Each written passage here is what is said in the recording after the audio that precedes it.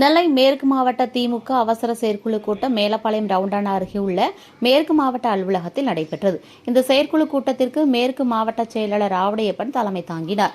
இதில் சிறப்பு அழைப்பாளராக திமுக துணை பொதுச் செயலாளரும் நாடாளுமன்ற குழு தலைவருமான கனிமொழி எம்பி கலந்து கொண்டு நிர்வாகிகளிடையே பேசினார். தொடர்ந்து கூட்டத்தில் வருகிற 3ஆம் தேதி முத்தமிழ் அறிஞர் கலைஞர் பிறந்தநாளை ஏழை எளிய மக்களுக்கு நலத்திட்ட உதவிகள் வழங்கி கொண்டாட வேண்டும்.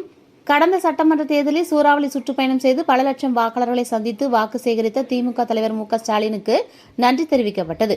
22 சட்டமன்ற தொகுதிகளில் தேர்தல் பணிகளை துரிதப்படுத்தி மதசார்பற்ற கூட்டணி கட்சிகளின் வேட்பாளர்கள் 13 சட்டமன்ற தொகுதியில் வெற்றி பெற உறுதுணையாக இருந்து பணியாற்றிய மண்டல பொறுப்பாளர் கனிமொழி எம்பிக்கு நன்றி தெரிவிக்கப்பட்டது. சட்டமன்ற எதிர்க்கட்சித் தலைவராக தேர்ந்தெடுக்கப்பட்டுள்ள உதயநிதி ஸ்டாலினுக்கு பாராட்டு தெரிவிக்கப்பட்டது.